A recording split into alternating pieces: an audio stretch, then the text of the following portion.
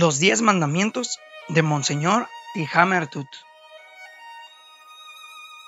Capítulo 4. La infracción del decálogo. El pecado. He consagrado 3 capítulos a la actualidad del decálogo, tema de mi libro, y he ponderado la influencia decisiva que los mandamientos ejercen en el destino de nuestra vida eterna. Antes de comenzar el examen minucioso de los mandamientos, tenemos que tratar todavía de una cuestión fundamental, y a ella quiero dedicar todo este capítulo. El Señor escribió en unas tablas de piedra los mandamientos que señalan el camino de la vida humana. El que los infringe comete pecado. Dios quiere que todos los hombres observen su ley. Por otra parte, ha dado al hombre el libre albedrío, es decir, que puede decidirse libremente, y, por tanto, de nosotros depende el cumplimiento o la infracción de la divina ley. Depende de mí, pero si la quebranto, cometo pecado. Y con el pecado cae sobre mí la mayor tragedia. Con el pecado pierdo la gracia de Dios. ¿Sabéis lo que significa eso? El que ha perdido su fortuna ha perdido mucho. El que ha perdido un brazo ha perdido aún más. El que ha perdido la amistad de Dios lo ha perdido todo. La infracción de la ley de Dios, el pecado, es el mayor mal del mundo. Así lo enseña nuestra religión sacrosanta, y por esto nos repite de continuo esta divisa: antes morir que mancharse. Pero, ¿es así en realidad? ¿Tan espantosa tragedia es el pecado? ¿Tanto hiere a Dios? ¿Es de veras un acto de rebeldía contra Él? ¿Es lo mismo para Dios que yo cumpla el decálogo o no lo cumpla? He aquí el tema del presente capítulo. Primero, ¿qué piensa el mundo respecto del pecado? Segundo, ¿qué piensa Dios acerca del mismo pecado? ¿Qué piensa el mundo respecto del pecado? No ha mucho, una actriz americana hizo un extraño contrato con una compañía inglesa de seguros. Según el contrato, la actriz había de recibir 50,000 libras esterlinas, cantidad fabulosa. Si dentro de 10 años, por cualquier motivo, por enfermedad o por desgracia, no sabía, ¿qué? ¿Trabajar? ¿Ganar bastante? No. Si no sabía, sonreír amablemente. Hizo un seguro de 50,000 libras esterlinas para su sonrisa. Leyendo tan extraño contrato de seguros, nos parece ver en él una manifestación simbólica del moderno concepto de la vida. No me opongo a que se haga un seguro para la sonrisa. Si tiene alguno este capricho, que lo haga. Pero ¿no es cierto que en este hecho sentimos todos el soplo helado del concepto moderno, frívolo de la vida, tan bajo, tan superficial? Solo regirse, tomar la vida en broma, no pensar nunca seriamente respecto de la vida eterna. Sí, el gran defecto, el principal de nuestra época, está justamente aquí. No se toma nada en serio, en nada vemos pecado. Me preguntas, sorprendido, amigo lector, pero ¿esto es un mal? ¿Y si lo dudas? Si no vemos pecado en nada, es que no somos bastantemente serios para descubrirlo. Solamente nuestro divino Salvador pudo decir: ¿quién de vosotros me convencerá de pecado alguno? Y ved ahí que ahora cada cual se lo cree y lo dice de sí mismo. Hoy nadie tiene pecado, nadie tiene defectos. Hoy día todos los hombres preguntan con orgullo: ¿quién me convencerá del pecado alguno? Lo preguntan los padres, lo preguntan los hijos, lo preguntan los instructores, lo preguntan los gobiernos. No hay señal más espantosa del actual proceso de descomposición. Estamos sumergidos en el pecado hasta el cuello, pero no lo sentimos. Aún más, nos hallamos a gusto con él. Los pecados no tienen número. Y sin embargo, vemos apiñarse los hombres desde la mañana hasta la noche en torno de los confesonarios. No, porque ha muerto la conciencia del pecado. Mostradme un periódico que enseñe a no cometer pecado. Mostradme una escuela en que se enseña a los niños, excepto en las clases de religión, que esto y esto otro es pecado, es decir, cosa que ofende a Dios. Mostradme un fallo de tribunal en que se condene a nadie por haber cometido pecado, es decir, porque ofendió a Dios. Hoy día no es buen tono hablar de pecado, no es cosa moderna. No hay pecados, no hay más que deslices, equivocaciones, errores, defectos hereditarios, debilidades humanas. Y sin embargo, al mirar la cruz del Redentor, vienen ganas de gritar fuerte para que lo oiga el mundo entero y que todos graben las palabras en su corazón. Hombres, mirad lo que es el pecado que exigió tal expiación. Al mirar al hombre que sufre, siento algo que me impele a exclamar: hombres, mirad lo que es el pecado que nos llevó a tal extremo. Dios ha creado al hombre para la felicidad, para que sea feliz aún en esta vida terrena.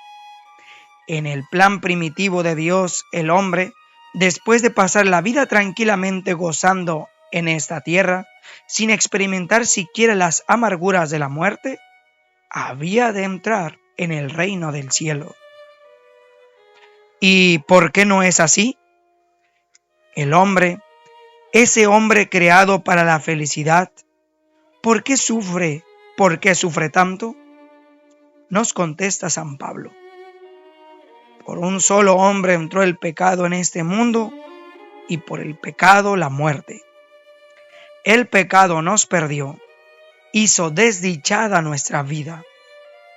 Cualquiera creería que todos odiamos a quien echó a perder todas nuestras cosas. Oh, no, somos víctimas del pecado y sin embargo queremos el pecado. Aún más, lo enseñamos por todas partes. El mundo entero no es sino una inmensa escuela de pecado en que todos alaban solo el pecado. Viene un pintor y con su pincel traza el pecado, lleno de seducción para que lleguemos a quererlo. ¿Es pecado? No es pecado, es arte moderno. Llega el escultor, comunica vida a la piedra, el poeta a las palabras. ¿Es pecado? No es pecado, es arte, es literatura moderna. El filósofo dice que no hay pecado, que solo hay debilidad, defecto, cortedad, imperfección. He ahí cómo opina el mundo respecto del pecado. Pero el concepto cristiano de la culpa no es exagerado. ¿El pecado es en verdad tan espantoso? Quizás fue la Iglesia que concibió esta funesta idea. Examinémoslo. ¿Qué piensa Dios respecto del pecado? ¿Qué es el pecado ante los ojos de Dios? Para explanarlo, no voy a tomar los libros de los filósofos. Los filósofos de mejor voluntad no hacen en este punto sino ir a tientas. Pero tenemos un libro antiguo que sabemos escrito por inspiración de Dios. Este libro nos pinta el primer pecado, la primera caída. Es posible que alguno de mis lectores se extrañe de que ahora vayamos a tratar de la caída del paraíso, pero aquella narración no es mera alegoría, un símbolo, una leyenda antigua. Justamente por esto quiero detenerme en esa historia, para descubrir la profundidad de la sabiduría contenida en ella, para demostrar que no pudo escribirla sino el mismo Dios, el único que conoce el pecado, todas sus raíces y consecuencias. La historia del paraíso es la descripción no solo del primer pecado, sino en cierta manera de los pecados de todos. ¿Cómo se comete el pecado? Conoces la historia de la caída de nuestros primeros padres, pero si profundizamos un poco, si de la superficie bajamos al fondo, ¿cuántos pensamientos nuevos descubrimos en ella? Procuremos explorar el camino del pecado. Analicemos psicológicamente la primera culpa. Se acerca el tentador con la mayor falacia que jamás ha conocido el mundo. ¿Por qué os ha mandado Dios que no comieseis de los árboles del paraíso? ¿No empieza de la misma manera toda tentación de hoy en día? Pensémoslo un poco. ¿Por qué habrá prohibido Dios esto o aquello? Si es una cosa tan agradable, gozan tanto con ella mis sentidos. ¿Puede ser Dios enemigo de mi felicidad? Hermano, dime con sinceridad, en la perplejidad de hacer o no hacer tal cosa, ¿no has oído siempre las mismas palabras? ¿Por qué os ha mandado Dios que no comieseis de todos los árboles del paraíso? Y confiesa que, si no has obrado como la primera mujer, te has quejado, por lo menos en tu interior, de que Dios no permita comer de la fruta prohibida, y has creído que Dios va contra tu felicidad, porque prohíbe algo a que te lleva tu instinto. Te has quejado o por lo menos has pensado en tu interior que Dios es cruel, que Dios es un tirano. Continuemos y veamos qué proceso sigue el pecado. La mujer rechaza la tentación muy débilmente. Del fruto de aquel árbol que está en medio del paraíso, mandónos Dios que no comiéramos, ni lo tocáramos, para que no muramos. Eva, ¿qué se hizo de tu fe firme? ¿Dónde está tu gratitud para con Dios? Habría tenido que contestar firme y decididamente: no comemos porque Dios nos lo ha prohibido y ha dicho que moriremos. Pero ella no responde así. No dice: Dios nos dio la vida, todo nos dio el Señor. Por tanto, renunciamos con gusto a todo, si Él no lo prohíbe. No dice esto, sino: no comemos porque el Señor nos dijo que moriríamos. Magnífico pie para que siga diciendo el seductor: oh, Eva, ciertamente que no moriréis. Ved ahí, primero titubea la fe, ahora ya se alza con bandera de incredulidad. Oh, incrédulos de hoy, llenáis el mundo con vuestros gritos, diciendo que sois modernos, y que es cosa moderna no creer en Dios. Y esto cuadra bien al hombre de hoy. En la primera tentación del mundo salió la incredulidad. La incredulidad es tan antigua como el mundo mismo. Al decir vosotros que no creéis la palabra de Dios, os hacéis eco, sencillamente, del antiguo tentador. Ciertamente que no moriréis. La desgraciada mujer se calla. Ya está vencida casi por completo. El tentador se envalentona. Se abrirán vuestros ojos y seréis como dioses. Ahora ya la induce a rebeldía. El hombre siempre ha querido ser como Dios, o por lo menos robar una parte de la dignidad divina.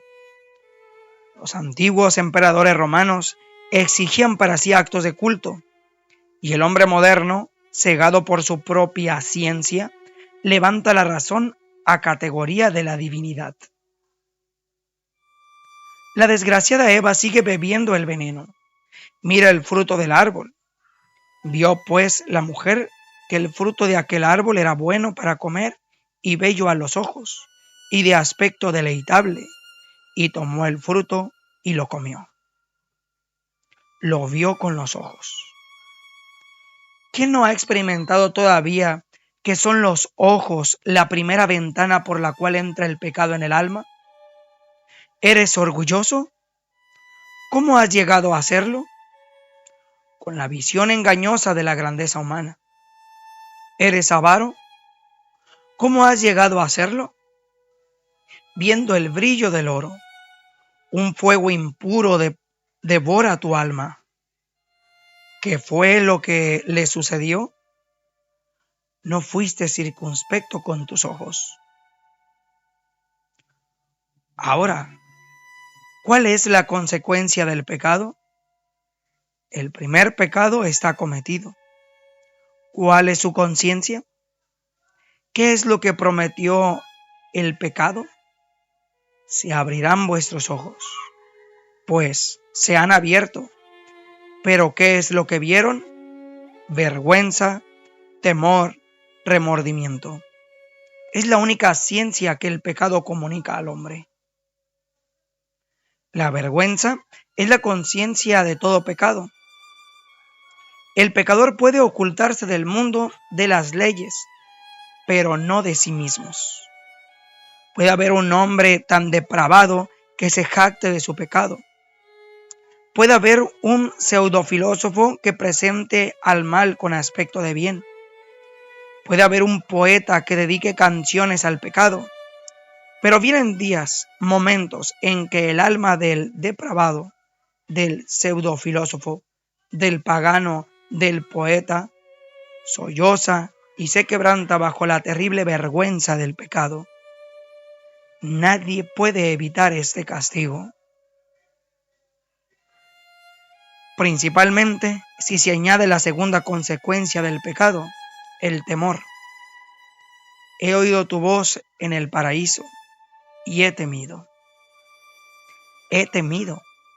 ¿Te has asustado de Dios?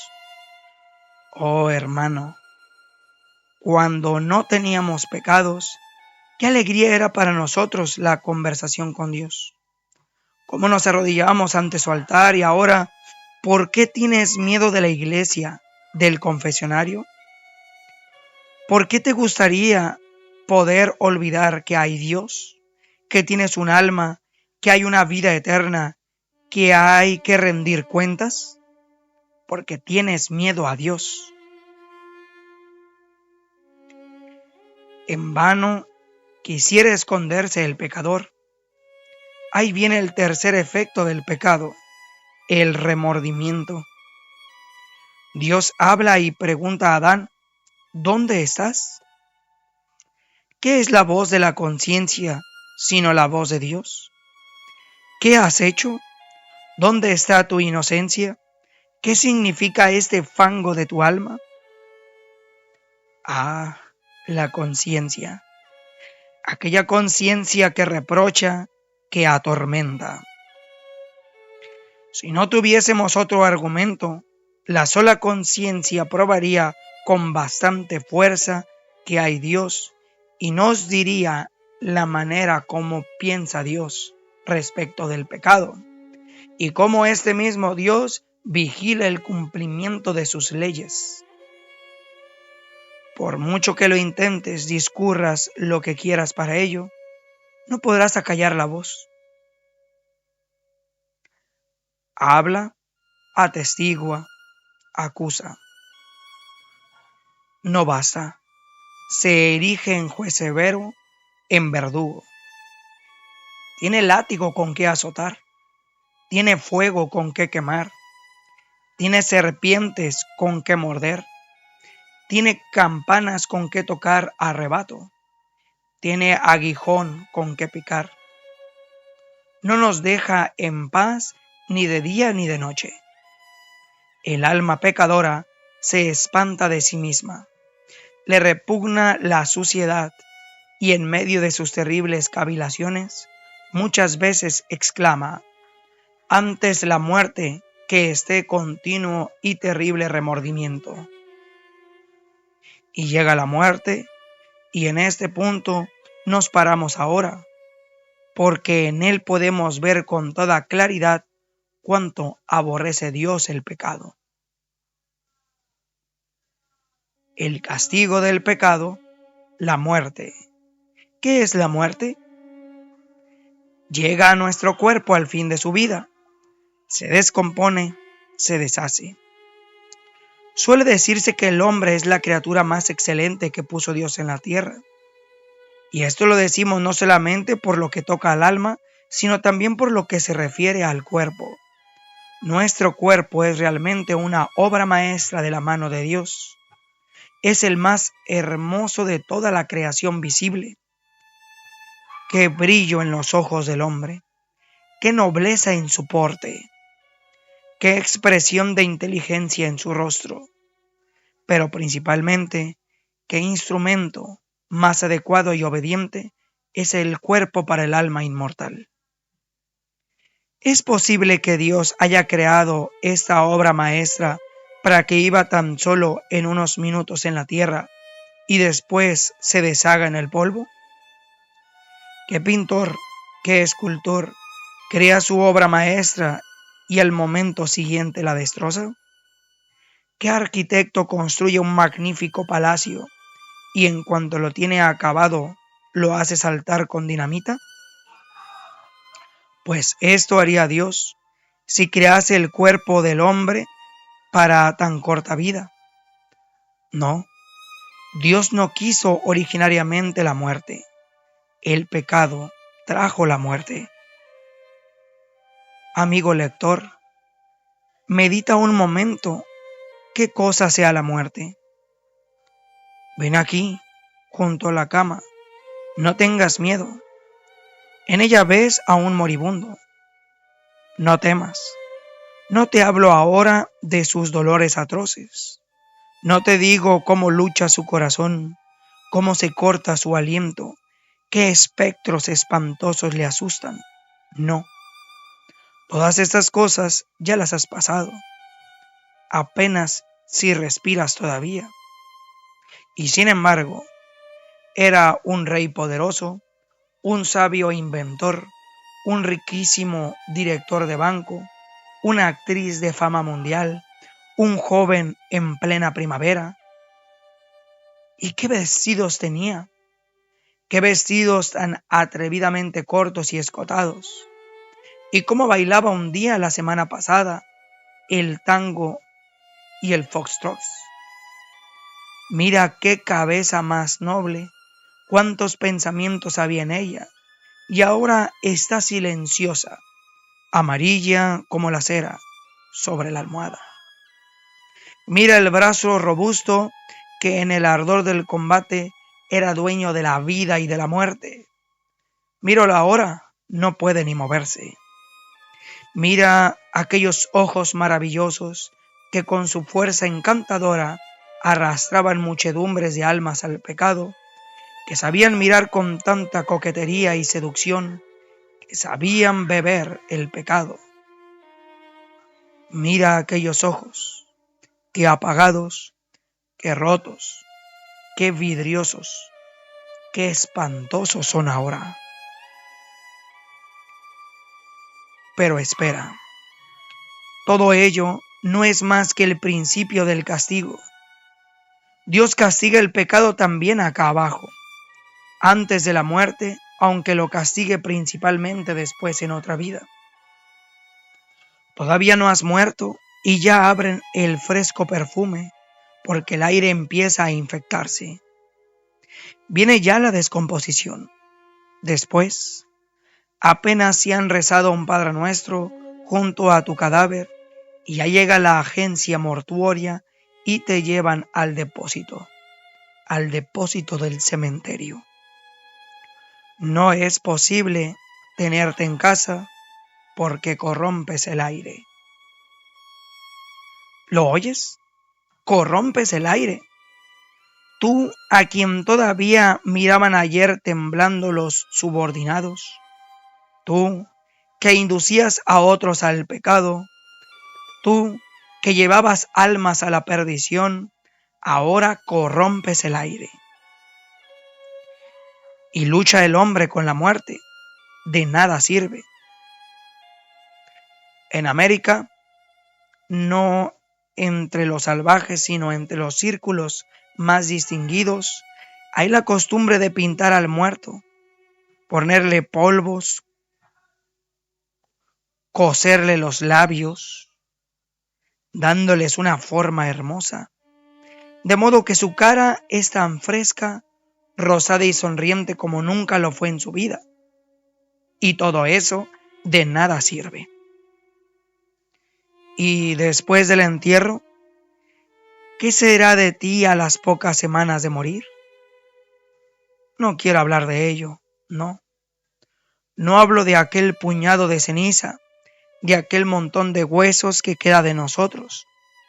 Si alguien te encontrara unos días después de tu muerte, se helaría de espanto. Medítalo. El pino viejo se tumba en la cima de su montaña. Por su edad avanzada o por el hacha del leñador, no importa. ¿Quién teme al mirar un viejo árbol tumbado? Nadie. Aún más, fabricamos muebles con él. Durante largos decenios, adornamos con él nuestras casas, llevamos sus hojas y ramas a nuestro cuarto para que despidan su perfume agradable. Pero a ti te llevan a una tumba para que no corrompas el aire, y todos los que te miran se espantan. No tememos tampoco las cosas que fabricó el hombre. Vamos a ver estatuas antiguas, centenarias, aunque estén destrozadas, y soñamos en las ruinas de antiguos castillos, aunque caigan sus piedras. Tan solo el cuerpo del hombre se vuelve espantoso, horrendo después de la muerte.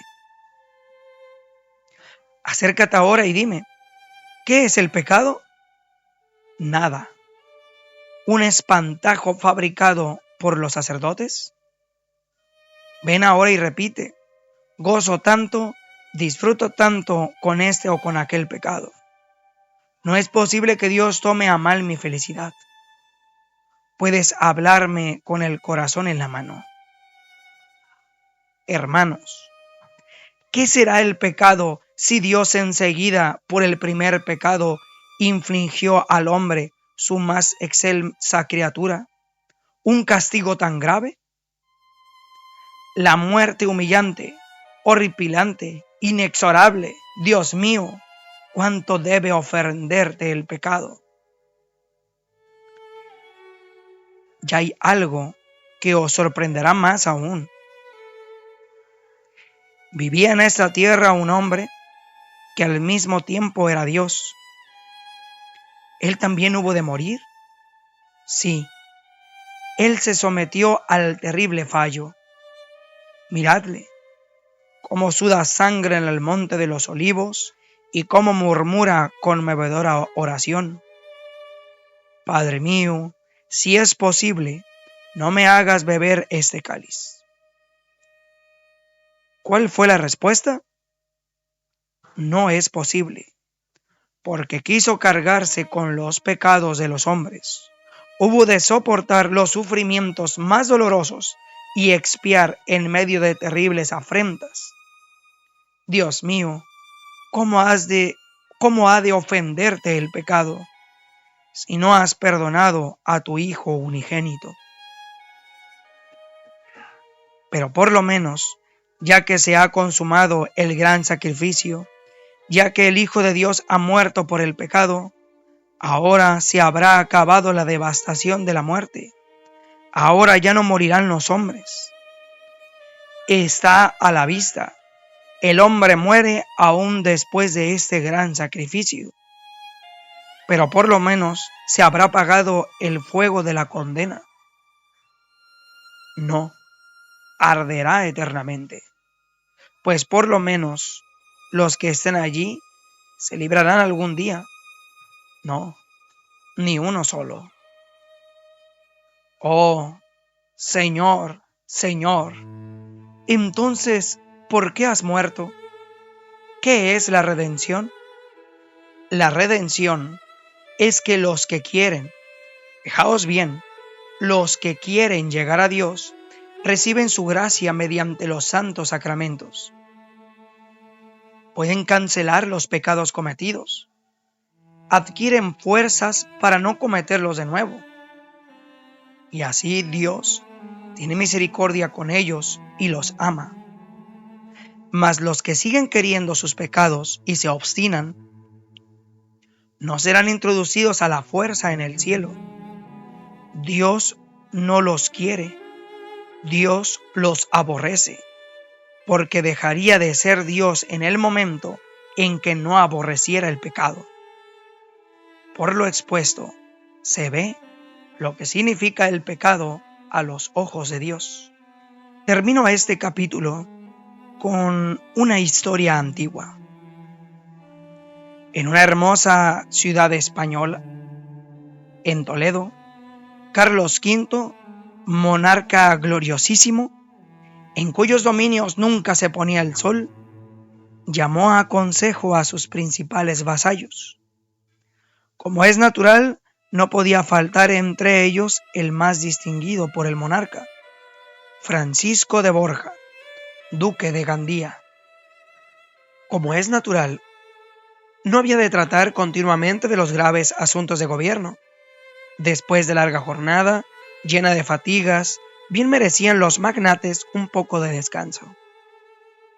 Por la noche circulaba con alegría la copa de vino tinto, y damas lujosamente vestidas se recreaban con el sonido de la música española.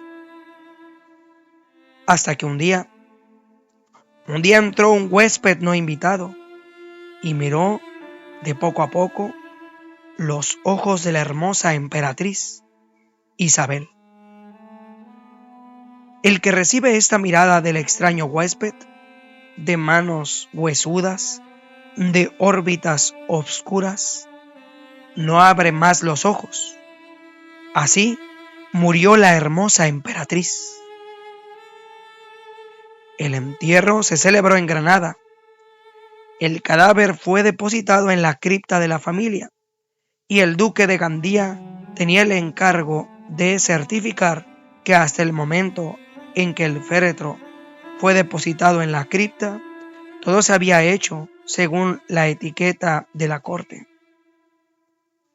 Descúbrese el ataúd en que yace el cadáver, de unos pocos días, y el duque, espantado, exclama: «Señora, ¿sois vos? Isabel hermosa, ¿sois vos este cadáver deforme? Oh señora, todo es vanidad.